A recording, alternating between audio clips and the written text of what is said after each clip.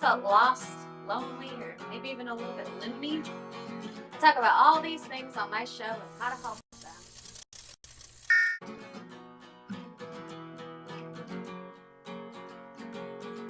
Have you felt lost, lonely, or maybe even a little bit loony? I talk about all these things on my show and how to help them.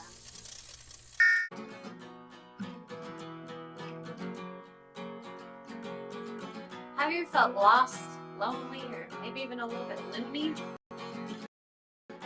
I talk about things on how to help them.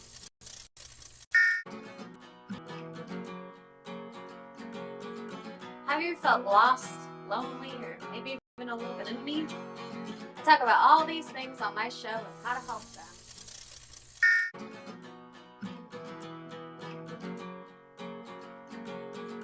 Have you felt lost, lonely, or maybe even a little bit loony?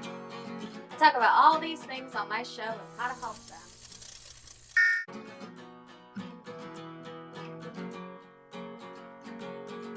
Have you felt lost, lonely, or maybe even a little bit loony? I talk about all how to help them.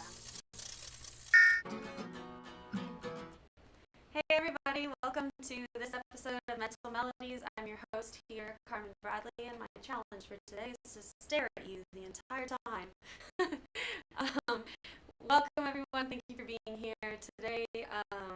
Today I posted on Facebook, so if you're one of my Facebook followers and you also listen, then you know that yesterday was kind of a heavy day for me.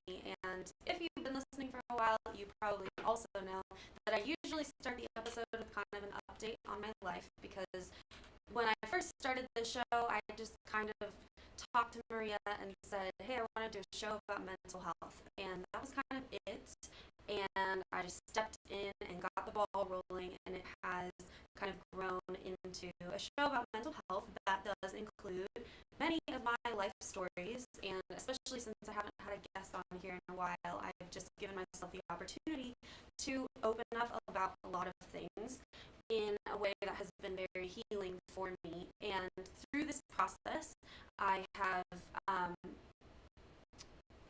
been able to I was challenging myself because I saw my eyes look up, so if you're paying attention, I am doing pretty good with my challenge for now, but we'll see. Sometimes I find myself just like zoning out, but anyway, so the challenge for me and why I start each episode with like an update on my life currently is because I am still like healing and growing from things, and I have been acknowledging like the power of me being honest and vulnerable on this show about a lot of the things that I talk about, because I guess when I first started the show and I said, here's a show about mental health, I had this sort of glorious idea that it would be all about healing.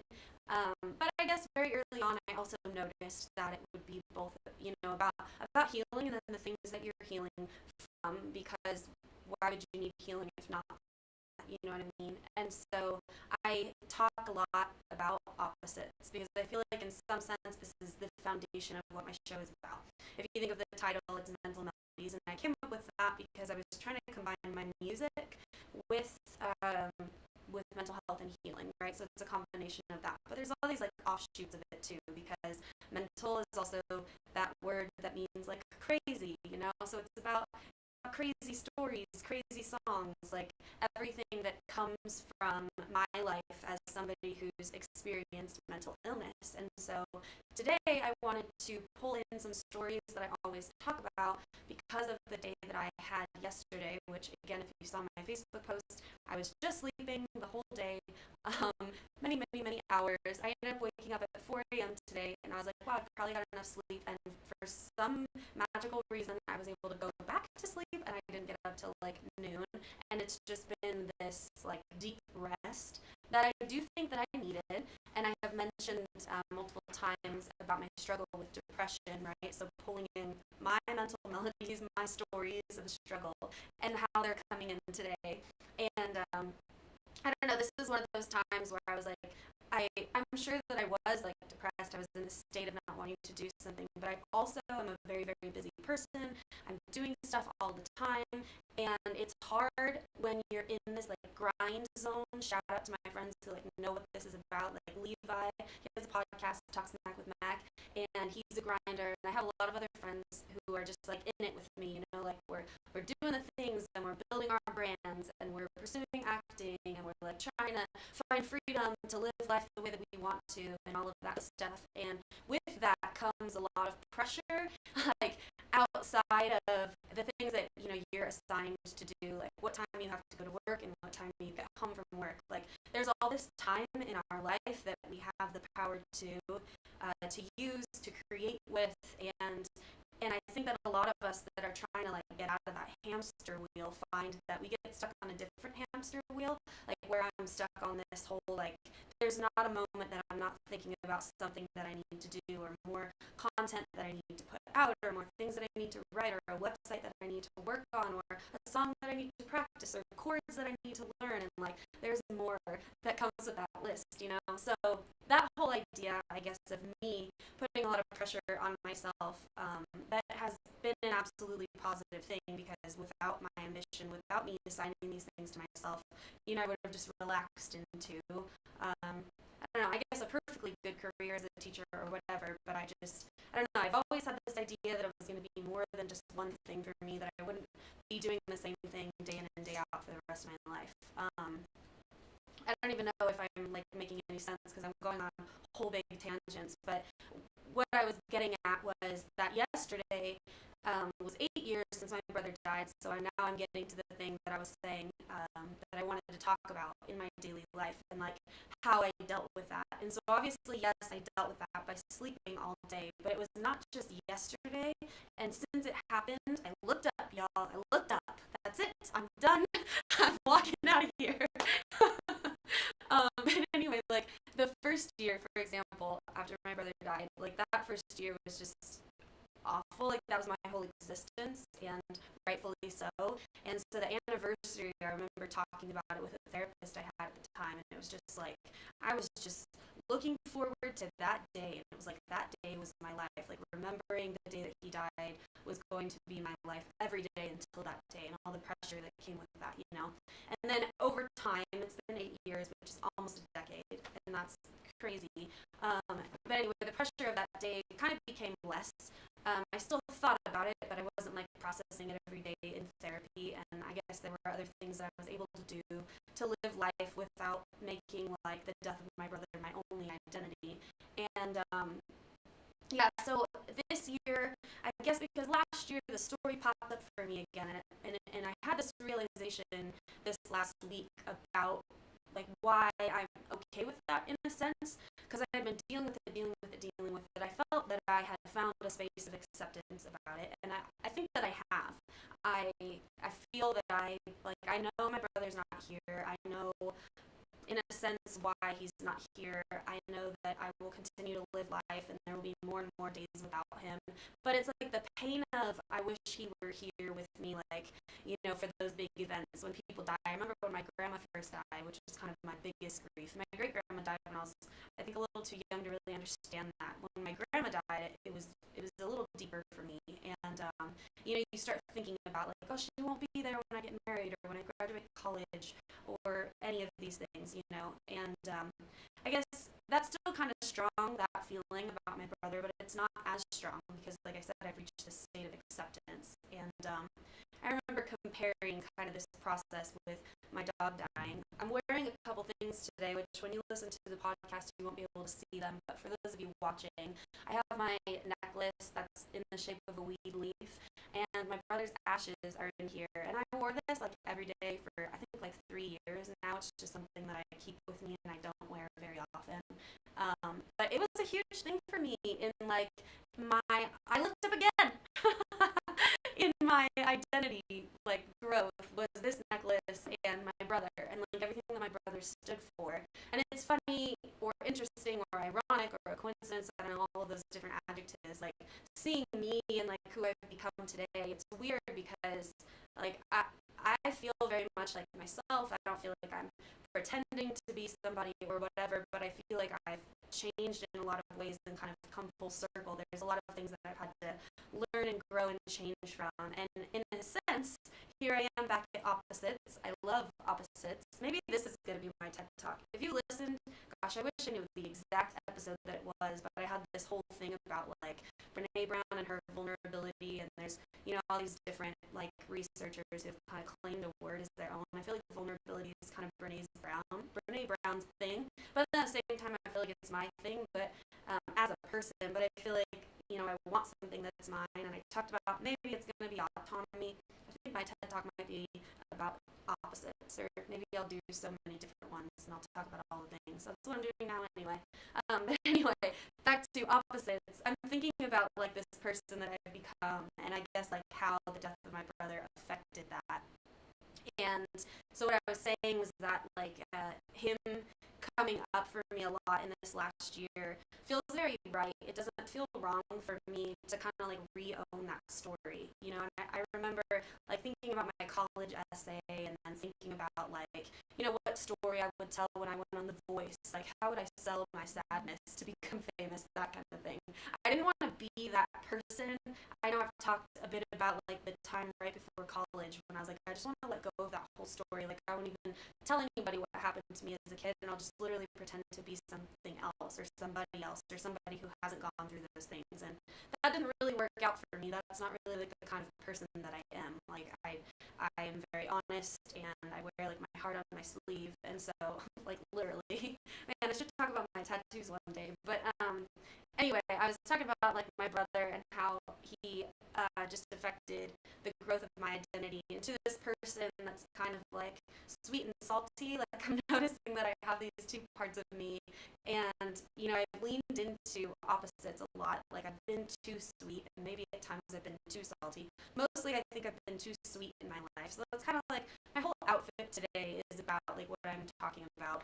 And because I've got my necklace with my brother's ashes, and then I also have this collar, this little choker. This is actually my dog's collar, and I just opened it up a little bit, and now it's mine. And I bought it not that long before he died. I knew he was dying. I had this like feeling in my soul, and he had been sick for a while, you know. But I'm also the kind of person who doesn't want to like, I don't know, just talk about something like, oh, here I am talking about everything and then saying that. But anyway, I didn't. There were some people that like knew that I knew that he was really sick, mostly my mom. But for the most part, people thought like June was okay. So I know for a lot of people who were following like my journey as a dog owner, who took my dog through airports and that kind of thing, were like, whoa, what happened to him? But for me, I knew for quite some time, and so I don't know, it didn't really make it that much easier. But anyway, he's here too, because he's been like my most recent grief experience. And so I've been talking about, you know, my dog and losing my dog, and then how I looked up again, you guys. But anyway, the story of my dog and my brother have been like coinciding for me as they are experiences of grief for me. And the weird thing about it too is that like my dog was alive for just under 9 years, and I've been grieving my brother for 8 years. I think very much so that my dog like came to me for that experience, because there were times like right after it happened that I wouldn't have been around anymore if it had not been for my dog.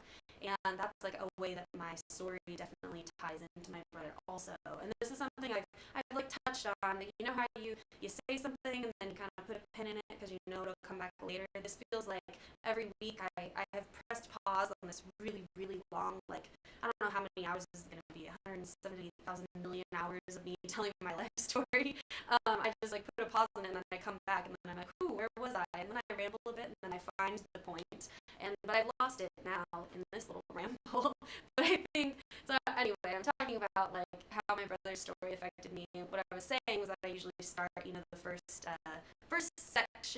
segment of the episode with kind of an update on where I've been. And so here I am, one day after my brother's 8-year anniversary, very much alive and very much in a state of joy. And, you know, I guess I want to talk about too how that, I've talked about it before, but just, you know, how joy and sadness can all exist together, blah, blah, blah, blah, blah. I'll see you in a couple of minutes. Traditional TV is going away. Hollywood is starting to fade. People are demanding real stories from real people. Our voices are now being heard in our own way. Podcasts, Facebook, Twitter, YouTube, and TikTok Live are becoming the norm. Internet TV has now reached the highest demand in human history. Social media shows is now the new media of the century.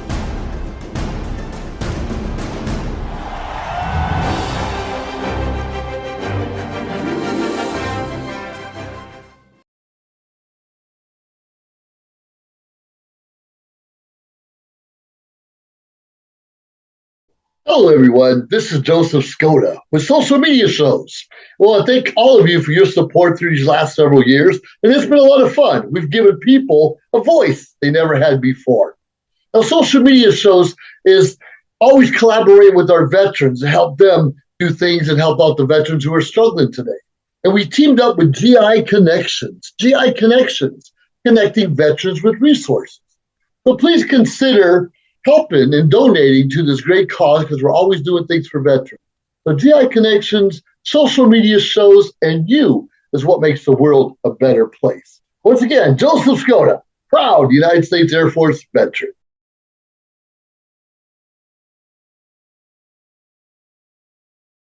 Hello, everyone. This is Joseph Skoda with Social Media Shows.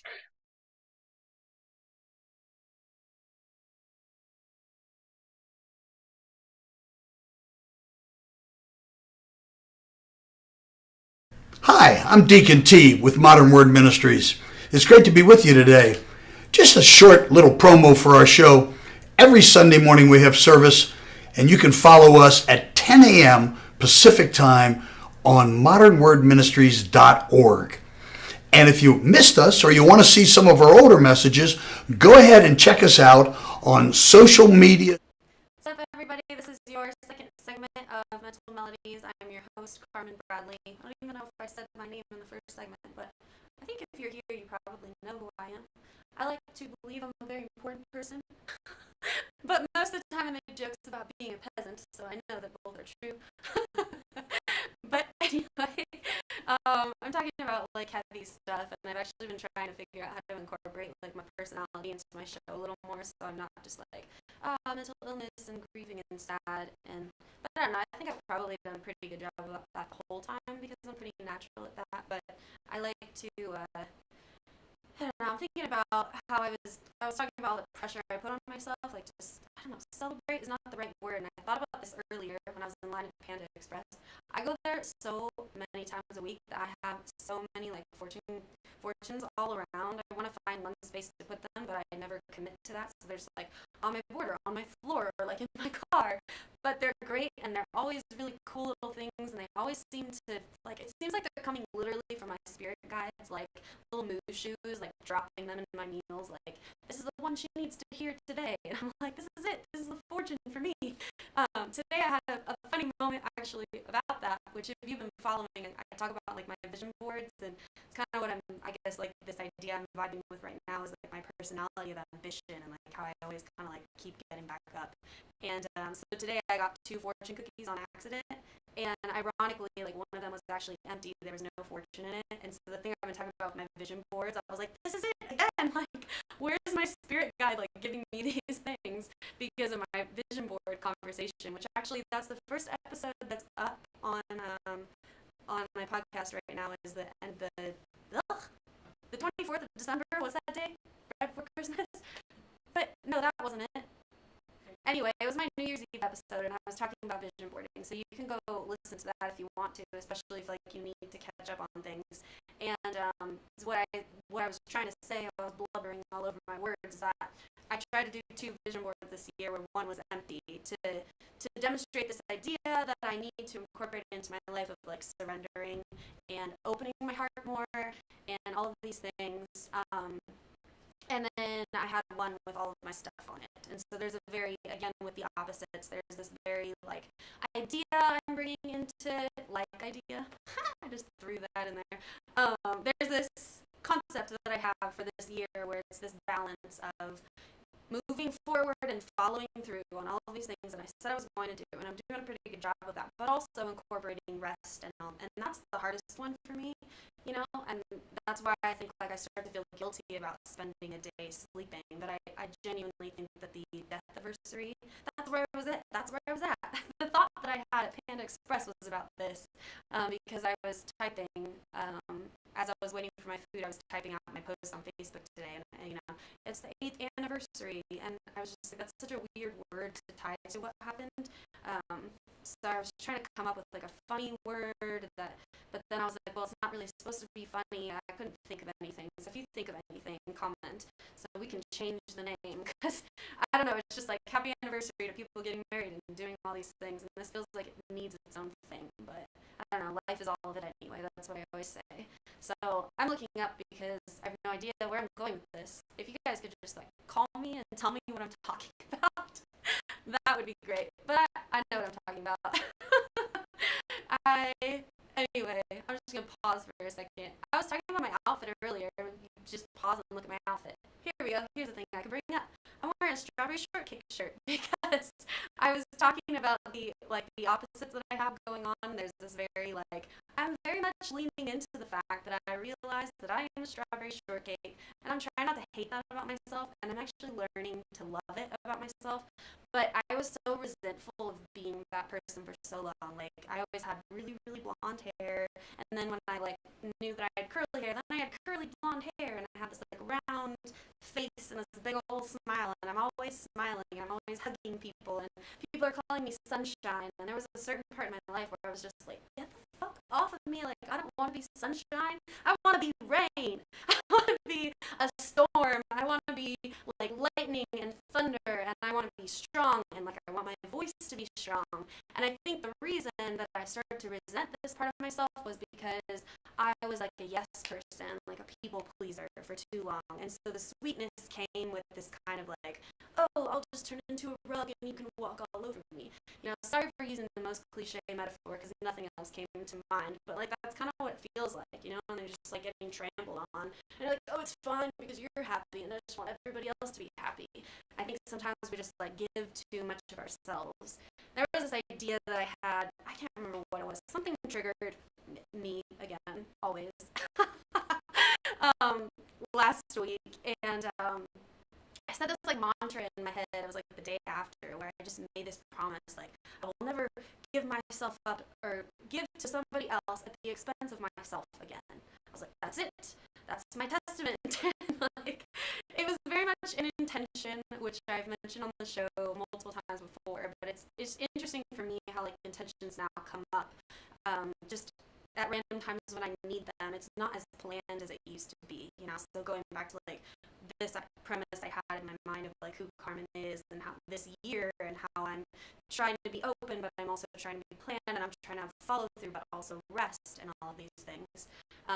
So I guess, you know, that's where the duality comes in my personality too, where the other part of me is very much a part of me that I had when I was younger that I had lost sight of, I think, and I became too much, like I was saying. When you're in too much of one thing, that's never a good thing, you know. So I was too much of a people pleaser, too much of a just walk all over me thing, and I think sadness made me that way for a bit, where I was just oh man, life is just so hard, and it was for a while, you know. But now there's the beauty of being able to accept it all, but that can be hard at times because you can get overwhelmed by all of the things. Sometimes it's easier, I think, maybe to step into victim mentality or whatever it is.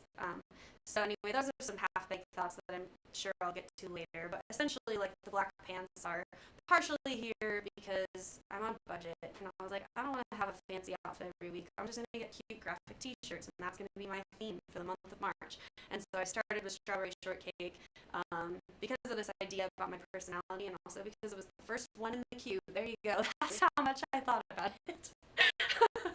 No, but really, the whole strawberry shortcake thing came up last year as I started planning parties, because I moved in with roommates, and I have a house, and it's been this really cool thing, and a test for me, because living with other people is hard for somebody who's been agoraphobic and all of these things, but it's been actually lovely and great, and it's nice to have this different experience.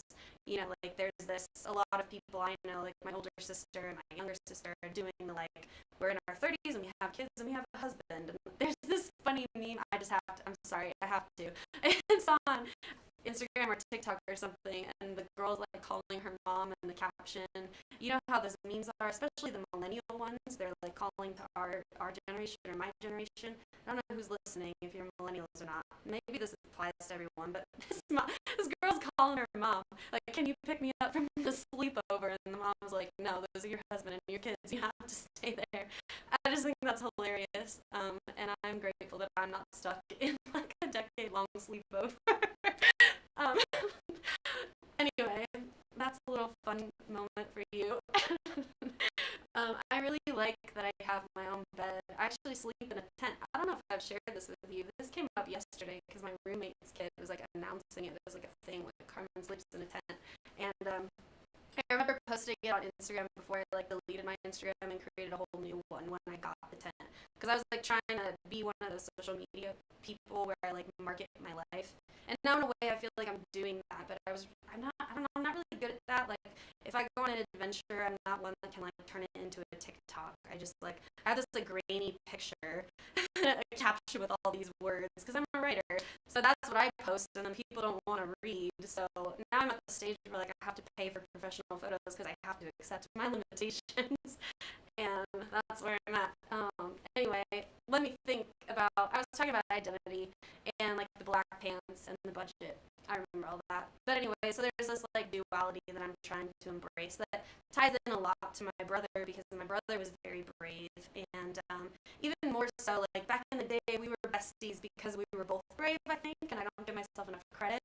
And I think sometimes I just forget, because he was kind of the person in my life that really made me feel very validated. He thought I was pretty cool. It was nice having a little brother who would tell you, like, you're my favorite sister, which, who knows, he could have told his twin that too. I think they had a special connection. We had our own special connection, and that's just true. But we vibed. Like, we loved each other. We used to talk about things, and, like, we just saw things very similarly. But then at the same time, he saw things differently, and he did things very differently. And so one of the things that I talked about on my post today, because I was, like, holding his skateboard like this, you know, it was, like, this really cute picture, because it was all supposed to be for my modeling portfolio, even though, like, I don't really consider myself a model. I'm just, like, a little too awkward for that. But anyway, I posted this picture with his board, which has become my board. It was, like, my main source of transportation when I lived in Huntington and in Florida. So I was really thin because I was moving all the time. But anyway, my brother, that board was like, he went down hills like at 80 miles per hour and landed in the hospital, all that sort of stuff. And I try to be like inspired by him, but also like learn from his story, which I've talked about before in reference to like my grandfather and my mother, and I mean almost anyone in my life. I did want to do a little side thing about that with my grandpa and my mom, where I wanted to say like, I wanted to give them so much credit, but that's, I think, maybe a topic for a different day, because like today's more about like my brother and maybe a little bit of my dog. But anyway, I feel that this idea, I looked up again. I think maybe this is like, it is 100% childhood trauma of this like perfection. There's definitely this theme right now, and how I needed to deal with yesterday, where I was like, I need to ride his board, I need to do this, I need to do that, like, but at the end of the day, I didn't really have any ideas about what to do. And so what I was talking about in my post, I'm finally back on track with the skateboard and the modeling, is that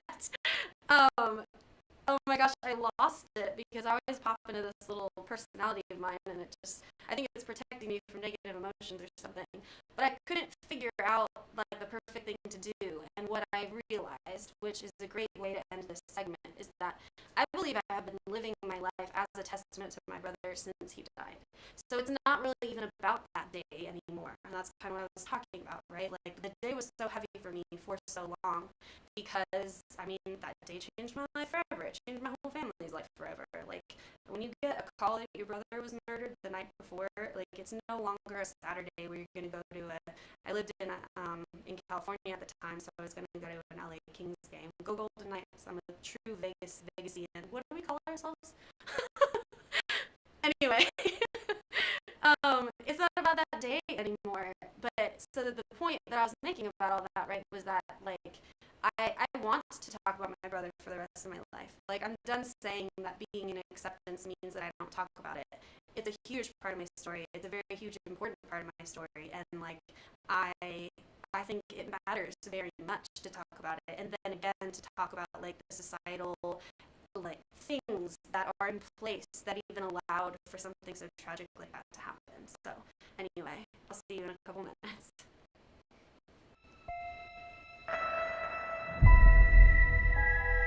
The year is 2980, and we now know that death is not the end.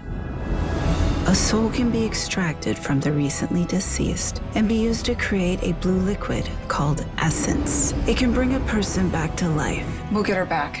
I hope so. It's an expensive process used by the rich and powerful. The rest, they do what they can to survive. Stay right there. You told me you're hiding from some dangerous people. Let's knock on the door. I spent the last year searching for the Deep Star, a bounty so big that the entire galaxy could be yours. People have been looking for the Deep Star for years. It can't be found. It's because they can't find the distress beacon. I know where it is. If we find the Deep Star, we could get enough credits to bring Mom back. Blast off. Guys, we have company. You can run, but you cannot hide. Prepare for impact.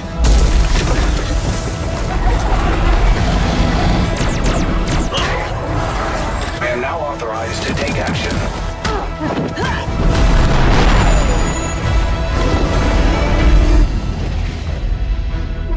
And now you die. No!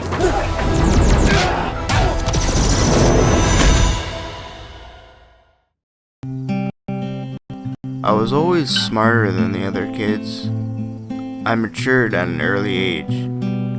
I was always a daydreamer, but I surprised my foster parent all the time. You have come a long way, Cal. I'm proud of you. As I learned by myself with no homeschool or public school, I was always alone as far back as I can remember. I'm an orphan and never met my real parents, and I never wanted to. Books soon became my new friends. They never talked back, and I could always rely on them to be there for me. Other kids my age made fun of me. They called. Hi everyone, welcome back. This is our third segment of today's episode of Mental Melodies. Has anybody been tallying how many times I've not looked at the camera? I feel like this is something Rusty Myers would do. I wonder if you're there because I blocked you.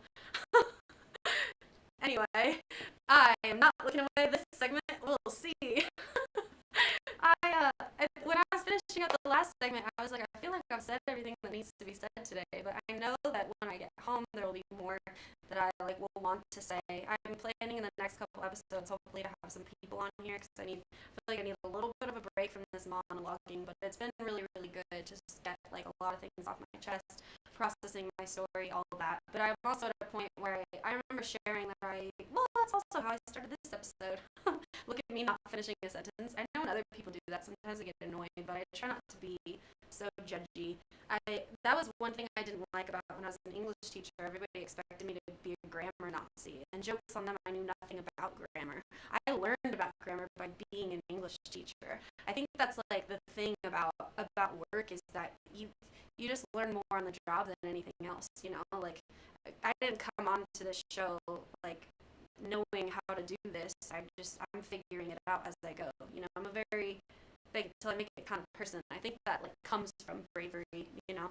And so I guess I was talking about that, and that still seems valid about how I attribute a lot of my bravery to my brother. I think that I was inspired by him, but like I mentioned just now, I'm coming to this realization about I don't know, not in a narcissistic way, but how great I am, you know?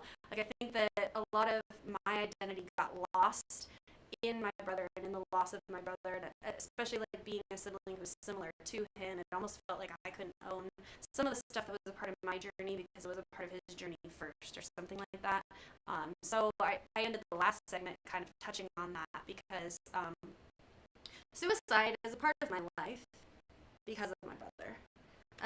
He was the first one in our family who tried to take that route, and that was such a terrible, awful time. And but he made it through, and that was the thing that like hurt so much when he eventually did die, because we all kind of thought, well, I don't really know if we all did, because I don't know how closely I was talking to my mom or my sisters about what they were thinking about him at the time. But I guess to me, from the outside in, it kind of looked like he was doing better, but maybe he wasn't. And he started struggling when he was very, very young. And so that was like a crazy, huge part of our family story at that time, was like the struggles that my brother was going through. So like the story I kind of alluded to of him like taking the skateboard 80 miles down a road and then like being in the hospital. I remember, I think he was in like Irvine or something like that, if you're familiar with Southern California, and I remember my mom telling me, but that wasn't his only like hospital trip. And my life story is very similar to that, except that I'm still here. But I started getting all these like hospital trips, and I guess in a way it definitely started after my brother. And for me, it started with lupus, which is a thing I talk about a lot. But you know, I started going to the hospital and I started being in doctors a lot at a very, very young age. But I think that the weird like timing part of it all, it was just interesting how it all overlapped from like what my brother was going through what I was going through. And I think for me, I was in my early 20s and I'd gone off to college, and I wasn't that far away. My family was in Corona. So again, if you're not familiar with Southern California, I'm just throwing out names to you right now, but I was just a few hours away. But I went away to college, blah, blah, blah. I had wanted to go further. But I ended up just going to San Diego. And I think at that time, I'm trying to say that I did that for my siblings, like to be closer to my family, but I think maybe I was just afraid and I needed familiarity. And I also was really depressed at that time because I was in foster care. That's like part of my story that I've shared. I was in foster care my last year of high school. I don't know. See, that's another thing where I'm like, can I even use that phrase? This family, this really like nice white family, half white, half Mexican family, took me in, but I already knew them. We went to church together. It was a great situation. They took care of me. My friends came and helped me move. They wrote me this whole letter. Like, I lost that book, but it was a great book that my friend like compiled for me. Like, all of my friends and pastors and teachers just like saying, we love you and you're gonna be okay. You know, there's this beautiful story. But I guess like I talk about narrative therapy a lot on here, and a part of my narrative therapy is like revealing those things about those stories. And I wasn't really in a space to reveal that about my story for so long because I only saw it that one way, where it was like, well, the reason why I was in that beautiful, nice home where I could spend more time with my friends was because my stepfather punched me in the face. And I was 17 years old, so I had a black eye. And my swim coach was like, bro, that ain't okay. And he did what he was supposed to do, and he called somebody. So then I was like, I had stuff in my car for a while because I had to call my mom after school, like, hey, can I come home today? Because I didn't know if my stepdad was going to be home. And then eventually it just led to, like, yeah, he's coming back. And I think it was, like, maybe a month, because that happened on 11/11 of 2008, such a sinister number. People see it as, anyway, I don't want to go on a rant about angel numbers, because you're all going to burn me or something. Anyway, it was this really stressful time, but like, I don't know, I was just saying that there was a lot of beauty in it. Like, people picked me up, carried me through it, kind of thing. But the point was that, like, because of that, the Carmen that was always like, I want to go to Stanford, or I think I wanted Stanford more than anything, but it was like Stanford or USC. So maybe I didn't really want to go out of California too much, but I just had this vision of me like going away to college. And I wanted to go somewhere that was a testament to my intelligence, because I always thought I was such a smart kid. And I guess I was, but I think now I'm learning a lot more that maybe I'm more ambitious, that I work really hard. You know, the fact is I can see something through, and that's what matters more than like being able to pick it up really quickly or whatever. But anyway, at that time, when I got to the end of like high school, I was burnt out. I didn't give up on my grades. I didn't give up on swimming, but like when I was swimming pretty fast at that time, and I just kind of plateaued. And I guess I kind of like kept status quo, which for me was like straight A's, like straight high A's. I was one of those kids that was like, you miss a point on a test, like you might as well just like lash me, you know? It's like how I feel about the fact that I keep looking up type of thing. There's like this perfectionist in me, and so I don't know. I'm learning again about, because earlier I was like, oh, that's childhood trauma, like that's your stepfather saying you need to do all these things right, but not necessarily. He was like that about a lot of things, and I don't feel like I got enough credit for like who I was, but that was inside of me from the start. And interestingly enough, I think it was when I met my dad that I realized that, because I didn't meet him, my actual dad, until 2020. And he's ambitious. He was like, you know, the fastest guy in his group for running and biking and all this stuff. And I started to have all these images of like what my life would have been like if I had my dad, and I just starting to like understand myself a lot more. So anyway, I just like going along with this narrative of like my brother and how he affected me, and like how, I don't know, like I just wasn't giving myself enough credit. When you're experiencing like PTSD and like trauma popping up, it's just so hard for you to like see yourself the way that other people see you, you know. And so I got stuck in that for a while, just like stuck in the pits and quagmires that come up with like, you know, living a life. I don't really know where I'm going with this right now. I don't know who's listening. I wish I could see people who are like popping up or whatever if you're commenting.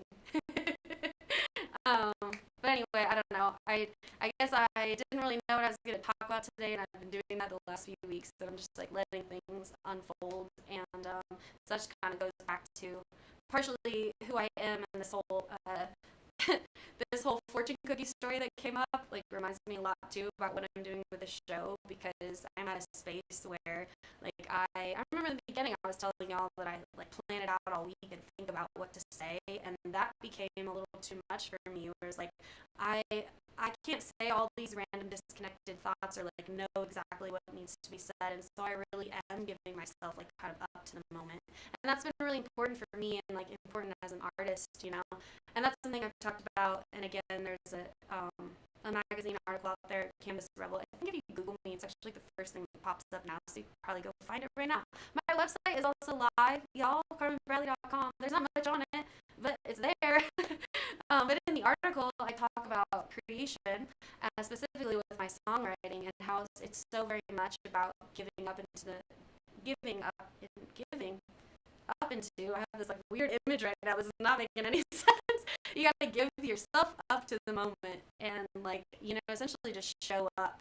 And so the next interview that will be out in like a week that I'm writing about right now is then like, okay, so what happens when like you can't do that anymore, like when you hit a creative wall or something like that. And so if you're wondering like where have your songs been, that's because I've been at that stage of it where it was like I hit a wall, and then I had to learn about how to face that wall.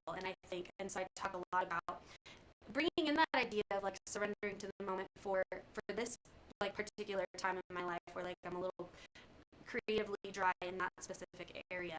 And just talking about, I've talked about how like art is very much like sculpturing, and I think like it makes sense that there aren't that many like sculptures around these days. I don't know, maybe I need to go look and see what other artists are doing, but I tend to think about like how art as how it used to be years and years and years ago like led to how art is now, you know, like when there was less awareness and less thinking.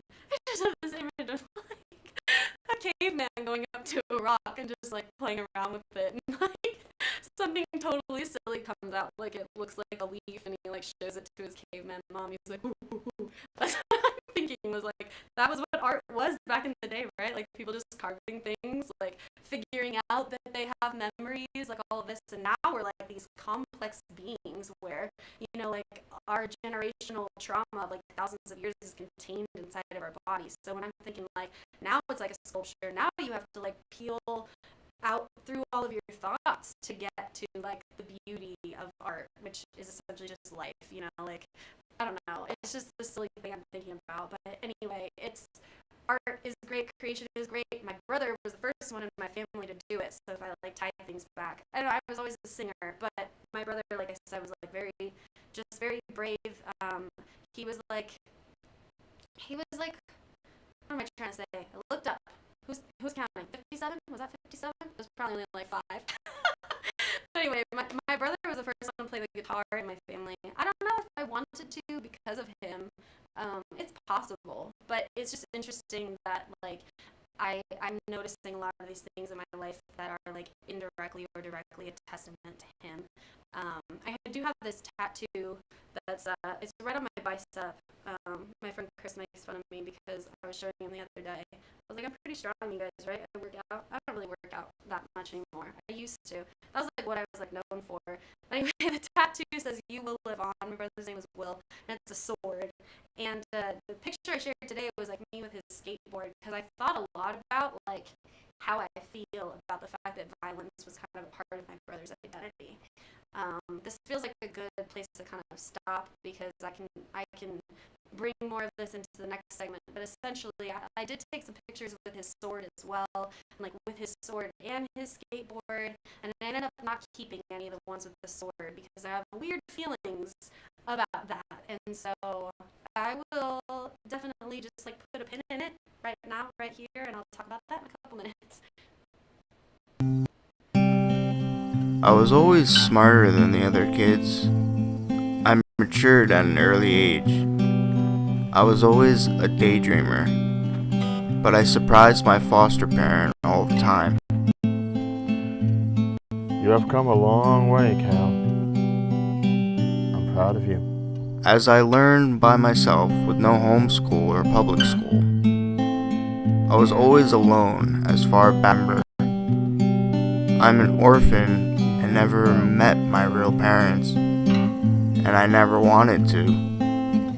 Books soon became my new friends.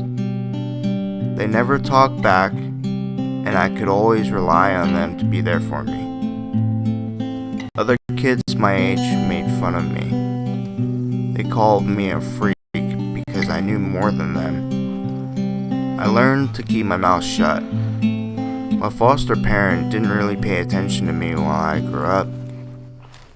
He always thought I was weird. I wouldn't be in this mess if it wasn't for you. You told me to drown my dad.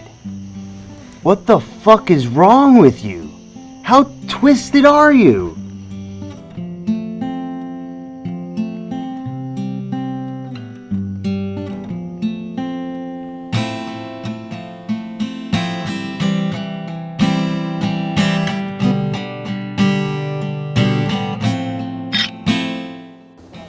You just murdered your father. They'll start looking for him. They'll eventually see the boat rocking alone in the lake.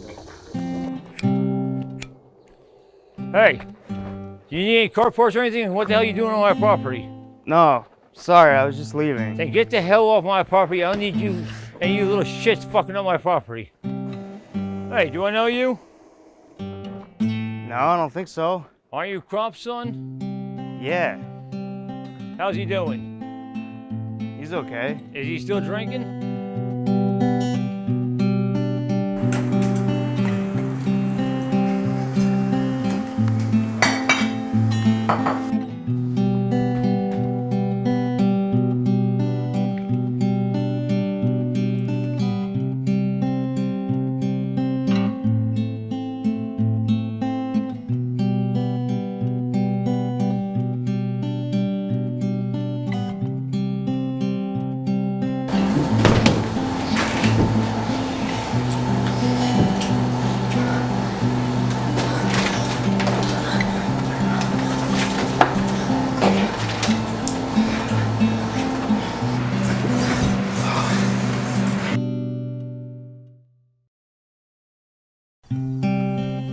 I was always smarter than the other kids.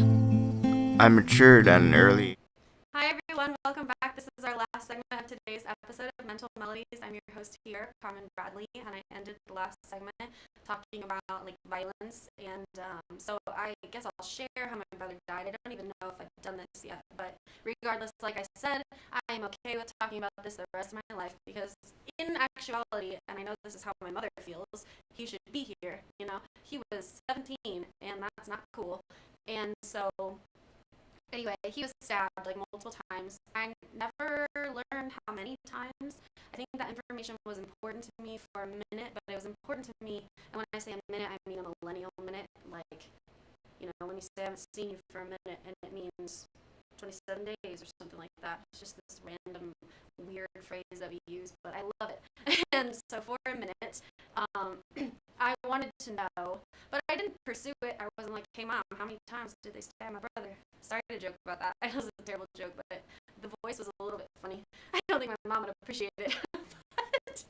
And I didn't like contact the detective or anything like that. In fact, I wasn't even really that interested in like finding who done it. I was just kind of like, this fucking sucks. Like maybe I'll just die. That's how I felt. And anyway, oh man, that was like an admission. But anyway, I've been talking about that. And so that just relates to the point, which is that like I don't know if I can embrace that part of my brother wholeheartedly. But it's hard for me because I don't know, there's like so much out there about gender that I feel like it's hard for me to even say like, was it because he was a boy, like that kind of thing. But he was definitely different than my sisters and I, you know, like and I'm not drawn to that. I was never drawn to wrestling or like karate, but I know girls who are. And, like, you know, I even follow a girl who's very like pro-gun, even though I don't feel I'm very pro-gun. But I just don't know that I can embrace that. I don't know. Like, I don't really remember why it was that I got a sword, like, instead of something, like his skateboard or something, or his drum or his guitar. Like, I think maybe it was because that was very much who he was. He embraced, like, karate and all that, and that was very much, like, a testament of, like, how he presented himself. Like, even his most recent profile picture from 8 years ago was him with, like shirtless, with like a bandana around his head, like very warrior, you know. And so I think I was feeling very warrior at the time of like, somebody killed my brother, like what the fuck, you know, like never again. And yet like I'm not that's not who I am. Like, again, back to the whole strawberry shortcake thing. Like, I'm a lover, not a fighter. I truly am. Like, I'm like a Bob Marley loves my religion kind of girl, and I like believe in that. And I believe that like there's too much violence in our world. Like, I'll quote Mahatma Gandhi and be like, non-violence is the answer. I loved that about being an English teacher, that I felt like I could preach a little bit about the things that mattered, you know. And so, like, to me, I understand that people are interested in what they're interested in, and I'm trying to, like, I don't know, anyway, but I don't know if that's the thing that I really, really, like, loved about him or whatever. I thought it was cool, and I loved him because he was my brother, but I guess, again, maybe it just comes down to, like, that's just not the answer for me. But I just believe so strongly in the fact that, like, if we hadn't had a violent upbringing, it would be different for my brother. I don't know if he would have just been in karate and it wouldn't have bled into his life. Like, I don't know what that looks like. Maybe I need to talk to somebody who does karate who, like, didn't die from it or something, and ask them and like be able to open my mind to it. Like, what's the value in having these things in our society? Because I tend to be kind of extreme, you know, where I'm like, well, violence took my brother, so let's like remove it from our world entirely. And I think that's kind of like the argument, let me be a politician for a second, I don't know where this is coming from, but like of anti-guns, where I think it feels like to people like me, this is me swiping away all violence from our society. Is it working? Is it gone yet? Go, be gone. Boom. Anyway, ridiculous. But oh my gosh, when this is on a podcast, you all are not gonna know what I'm doing. I'm waving my hands. This is also, I have a friend who's going blind, which is crazy, and And I think that we're supposed to be incorporating like disabilities into our like posts and stuff by saying like this is an image of, so that somebody who can't see will know. So here's for you listeners right now. Maybe some of you are listening and you have cucumbers on your eyes. I was swiping my hands as if to swipe the violence from the world. That was an over explanation. I'm probably judging myself. Who really knows? I'll find out later. But anyway, I find it hard. I'm looking up for so long. I just like at the end of the episode, I got so tired I forgot I wasn't keeping track. 58, you guys. I deserve 58 lashings. Who's gonna do it? Nobody. I don't like violence, I promise. I'm not talking about not liking violence, and yet I'm really, really hard on myself.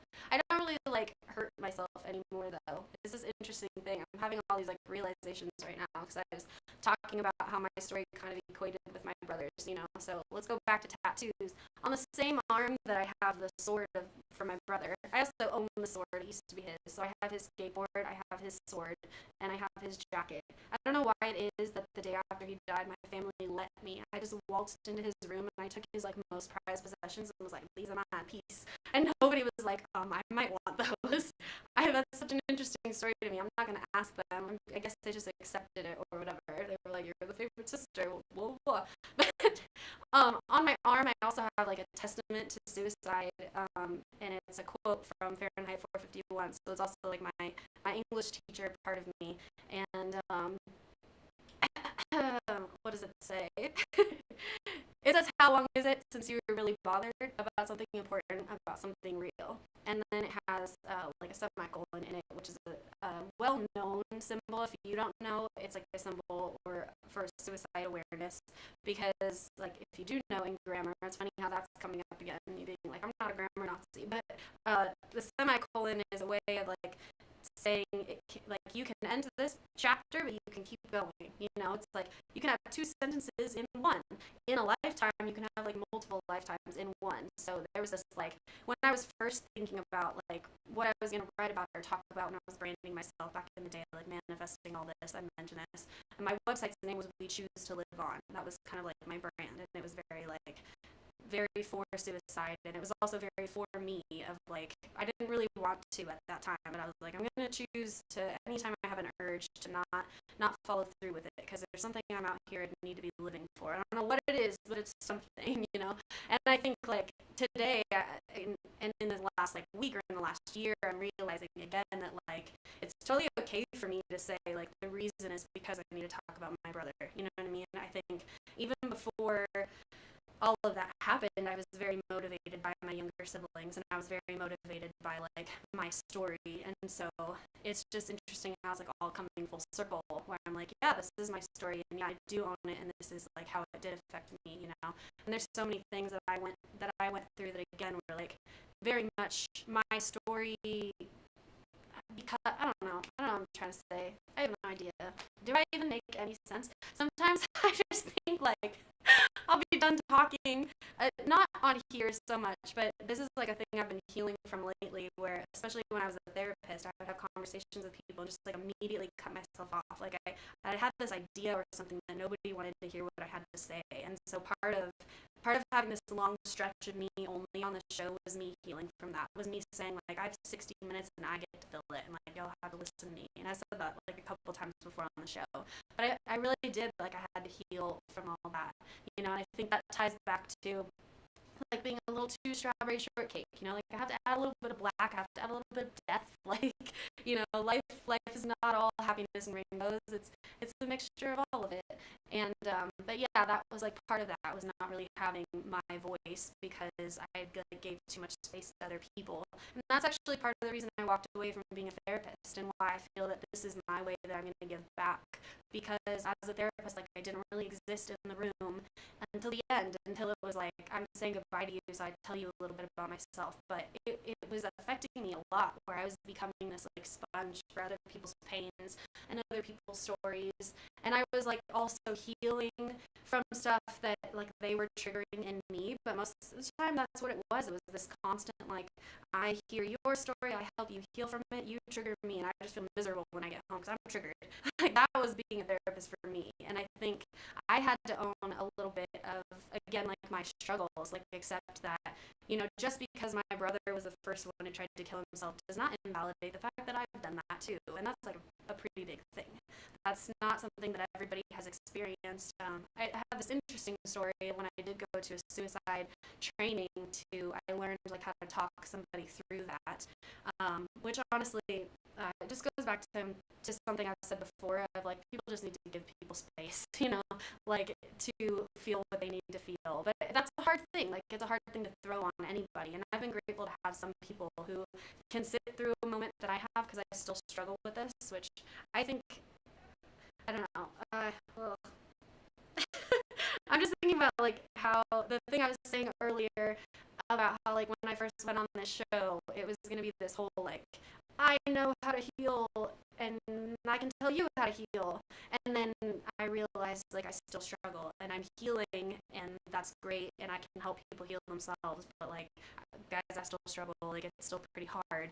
And so there's just why I said in the beginning, like I start my episodes with telling you a little bit about what I went through this week, whether it was good or bad, I think helps to validate the fact that like healing is non-linear, you know, and you all might be on your healing journey, but like there's no perfect way to do it. You know, going back to like yesterday, if I wanted this day off to heal from my brother's death perfectly, like what did I think it was gonna do? Like I don't know, magically lead me to the space of like enlightened acceptance. Like I've already accepted it. I know he's not here.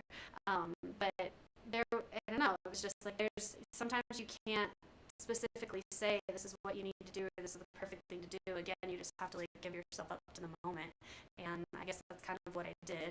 I made a joke about this on the post where I was like, oh, I just like avoided all the emotions by sleeping. But that could be true because I did get up at some point and I was talking to my roommate and I looked at him and I was like, I like this day better when I was asleep. And I went back to sleep. But again, like that's cool. I think that in a way that day is for me now, you know, because losing him was a part of my story, whereas it used to be like, how do I honor my brother? Like my brother never felt like he was somebody who should be honored. He even made a comment to me back when he was really struggling with suicidal thoughts about like why I shouldn't be sad. And I was so angry with him, like, well, I love you, of course I'm going to be sad. And he had this idea of his life that it was just like, you don't, I don't mean that much. It's not such a big deal. Like, people die. He had this, like, I don't know. He did a lot of drugs. So he realized a lot of things that a lot of people don't realize until they're older, you know, and we had this interesting dynamic of, like, he was my little brother, but he was also somebody who could call me out on stuff, you know what I mean? And so, yeah, I was talking earlier about how he, really thought I was really, really cool, you know, and I definitely believe that he would be, super proud of me right now. He'd probably be writing music with me, and that would be awesome. But I definitely also think that, you know, there was another, not a quote, it's actually a Bible verse. I am always bagging on, not on Jesus, because I don't want to be rude to people, but I'm bagging on religion a lot on this show because of my childhood trauma. But the reason why I couldn't remember what this said, and for those of you listening, not looking, I'm talking about my Bradbury quote, how long is it since you were bothered about something important, about something real? The first quote that actually came to my head was my favorite Bible verse as a kid, which is all things work out for the good of those who love him, those who are called according to his purpose. And it was this thing that kept me going, a mantra or intention, if you will, of bad things are happening to me, specifically during that foster care time, but all things work out for good. I know that good things will come out of it. It's harder to believe that when the bad thing is your little brother getting stabbed. That is visceral. That's a very visceral, gross, ugly thing that happened. That's why it took me so long to accept, you know, and again, comparing the loss to my dog. My dog died of cancer. I knew it was going to happen. It sucks. I loved him. He was there with me through, you know, all this whole grieving process about my brother. But that was right. My dog was supposed to go. I knew that. When you get a dog, you know that. You don't think about it. You know, sometimes you do, but that's real. My brother, again, should be here. He should be here. He should be turning 27 in May. He should be meeting his nieces and nephews. He should be singing on stage with me. He was is my best friend and he should be here. And that is, again, why, like, my testament of nonviolence just, like, feels so strong to me right now in this moment, because I'm thinking about, like, why he was drawn to feel like he had to be strong, you know? I remember my brother when he was really young, and he was a really sensitive little boy, you know? And, like, men are taught to, like, hide their emotions. We all are, but men specifically, you know? And then I think it leads to this maybe, like, hyperviolence. I'm throwing out a theory here. But anyway, I'm running out of time, but I think I want to share one last story about when I was first teaching high school, and actually, like, why I got this Bradbury quote on my arm was because this was before I had really struggled. I think I had thoughts by then, but I hadn't tried to off myself. I don't know what language I'm allowed to use so that the video doesn't get taken down. Unalive, I think that's what Danny Miner uses. But anyway, I hadn't tried to do it then, and but my brother had, and I was teaching Fahrenheit 451 to a group of teenagers. The school didn't really like that at that time, but I had my brother, like, share his story. I called him and I put it on the loudspeaker, and we were talking about this aspect, and because he was just a little older than they were, and there were some of them that were dealing with it, and I was just trying to, like, breathe life to some of these kids' issues, because again, when you throw things out in the open, there isn't shame, you know? If I can say to you, like, I remember when I took a bunch of pills and I almost wasn't here, it lessens the power of that for me, you know, and it lessens the power of that feeling and that urge for me. So, like, thank you for giving me space for that, you know, and I was trying to, I guess, give space for my brother. I was trying to process it, but he said something about, like, what you need to do is you need to find a purpose. If you find a purpose, then you can break out of that. And so here I am on an endless search for purpose. I will see you all next week.